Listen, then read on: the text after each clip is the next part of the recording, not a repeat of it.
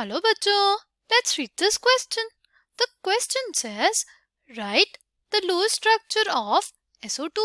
Okay. The key concept for this question is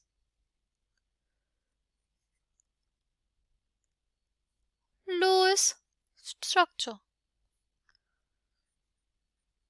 Louis ने ये observe किया कि जो भी नोबल गैसेस थी वो बहुत ज़्यादा स्टेबल थी. जब उन्होंने उनकी इलेक्ट्रॉनिक कॉन्फ़िगरेशन देखी तो उन्होंने ये देखा कि जो भी हमारी नोबल गैसेस थी उनके आउटमोस्ट में 8 इलेक्ट्रॉन्स थे एक्सेप्ट हीलियम. ओके. तो उसके बेसिस पे उन्होंने दी ऑक्टेट रूल, उन्होंने दिया ऑक्टेट रूल. ये कहा गया कि हमारे पास हर एलिमेंट चाहेगा कि इसके आउटरमोस्ट में 8 इलेक्ट्रॉन्स पूरे हों. फिर उन्होंने इसको मॉडिफाई किया और उन्होंने ये बोला कि हर एलिमेंट चाहेगा कि वो अपनी नियरेस्ट नोबल गैस कॉन्फ़िगरेशन को अचीव करे टू बी स्टेबल. राइट. फिर ना हमारे पास उन्होंने ये भी बताया कि हमारे जो इनर इलेक्ट्रॉन्स है and the nucleus do not participate in bonding. Inner electrons and nucleus do not participate in bonding. अगर ये पार्टिसिपेट नहीं करते तो कौन पार्टिसिपेट करता है?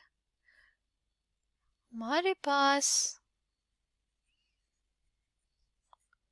बॉन्डिंग में पार्टिसिपेट करते हैं आउटरमोस्ट इलेक्ट्रॉन्स.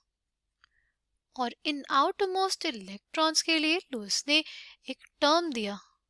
उन्होंने इन इलेक्ट्रॉन्स को बोला वैलेंस इलेक्ट्रॉन्स. क्या बोला इनको? Valence electrons. उन्होंने ये बताया कि जो हमारे एलिमेंट के वैलेंस इलेक्ट्रॉन्स है वही केवल बॉन्डिंग में पार्टिसिपेट करते हैं. Inner electrons and nucleus do not participate in bonding.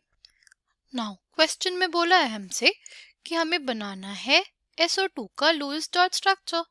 तो सल्फर में कितने वैलेंस इलेक्ट्रॉन्स होते हैं? सल्फर में 6 वैलेंस इलेक्ट्रॉन्स और हमारे पास ऑक्सीजन में भी 6 वैलेंस इलेक्ट्रॉन्स. 2 ऑक्सीजन एटम्स है इसलिए 2 into 6 करके हमारे पास टोटल जो वैलेंस इलेक्ट्रॉन्स आएंगे वो कितने आ जाएंगे? वो आ जाएंगे 18. ठीक है. टोटल वैलेंस इलेक्ट्रॉन्स कितने? 18. ओके. अब हम बनाएंगे अपना सेंट्रल एटम. फिर हमारे पास जो दोनों साइड एटम्स हैं, साइड एटम्स की 8 इलेक्ट्रॉन्स पूरे कर देंगे. तो हमारे पास 1 2 3 4 5 6 7 8 हो जाएगा. 1 2 3 4 5 6 7 8. तो टोटल हमारे पास कितने इलेक्ट्रॉन्स हो गए? 2 to 4 to 6 to 8 to 10 to 12 14 और 16. हमारे पास 16 इलेक्ट्रॉन्स हो गए. थे हमारे पास कितने इलेक्ट्रॉन्स? हमारे पास थे 18 इलेक्ट्रॉन्स. 16 इलेक्ट्रॉन्स हमने ऑक्सीजन एटम्स को दे दिए. 2 इलेक्ट्रॉन्स बचे तो हमने वो सल्फर एटम को दे दिए. राइट. अब अगर देखें तो ऑक्सीजन है ना, उसका ऑक्टेट पूरा है. राइट. ये वाले ऑक्सीजन एटम का भी ऑक्टेट पूरा है. बट अगर हम लोग सल्फर की बात करें तो सल्फर में सिर्फ और 6 ही इलेक्ट्रॉन्स है.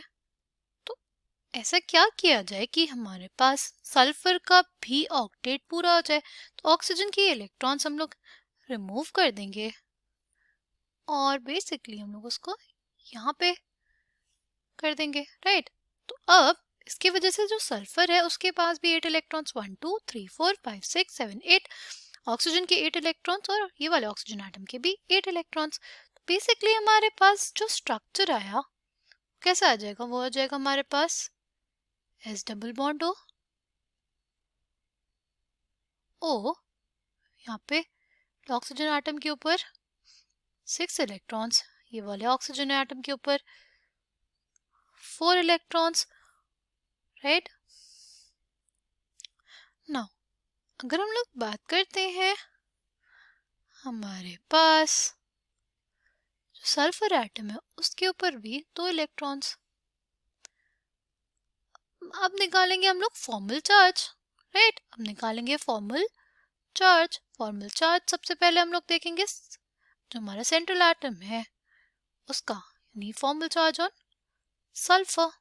सल्फर के आउटर मोस्ट कितने इलेक्ट्रॉन्स होते हैं? सल्फर के 6 वैलेंस इलेक्ट्रॉन्स होते हैं। उसमें से हम लोग सब्सट्रैक्ट करेंगे जो भी उसके नॉन बॉन्डिंग इलेक्ट्रॉन्स है, कितने हैं? 2 minus half of bonding electrons. कितने बॉन्ड्स बनाए सल्फर ने? 3 बॉन्ड्स बनाए। 3 बॉन्ड्स में टोटल कितने इलेक्ट्रॉन्स होंगे? 3 बॉन्ड्स में हमारे पास 6 इलेक्ट्रॉन्स होंगे। जैसे एक हमारे पास बॉन्ड में 2 इलेक्ट्रॉन्स, तो 3 बॉन्ड में 6 इलेक्ट्रॉन्स। तो हमारे पास क्या आ गया? हमारे पास आ जाएगा 6 माइनस 2 माइनस 3। सल्फर पे जो फॉर्मल चार्ज आएगा वो आ जाएगा +1 का। नेक्स्ट हम लोग बात करते हैं फॉर्मल चार्ज ऑन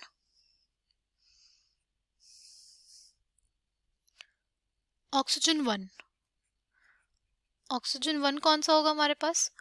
ऑक्सीजन 1 होगा हमारे पास ये वाला ऑक्सीजन एटम, ठीक। उसके ऑक्सीजन में वैलेंस इलेक्ट्रॉन्स कितने? 6 माइनस उस पे non bonding pair of electrons कितने हैं?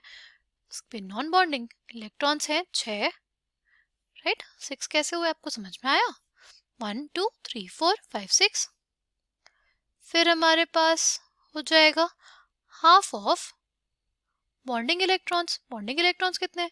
इसने कितने बॉन्ड्स बनाए हैं? इसने एक बॉन्ड बनाया है, तो एक बॉन्ड में 2 इलेक्ट्रॉन्स, तो हमारे पास आ जाएगा 6 माइनस 1, यानी इसके ऊपर फॉर्मल चार्ज क्या हो जाएगा? -1 का।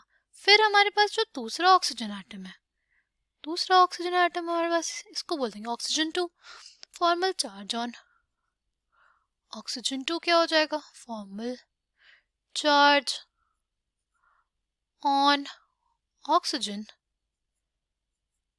2 is basically 6 minus 4 minus half of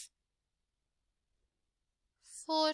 कितना आ जाएगा ये? हमारे पास 0 हो जाएगा, क्योंकि उसके ऊपर नॉन बॉन्डिंग इलेक्ट्रॉन्स है और 4 बॉन्डिंग इलेक्ट्रॉन्स है, राइट। तो हमारे पास जो फॉर्मल चार्ज आया इसके ऊपर वो 0 आया। अगर हम लोग फाइनल लूइस स्ट्रक्चर देखें हमारे पास SO2 का, वो कुछ ऐसा हो जाएगा।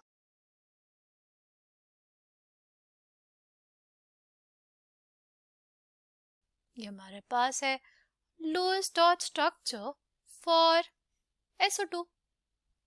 I hope you understood it well. Thank you and all the best.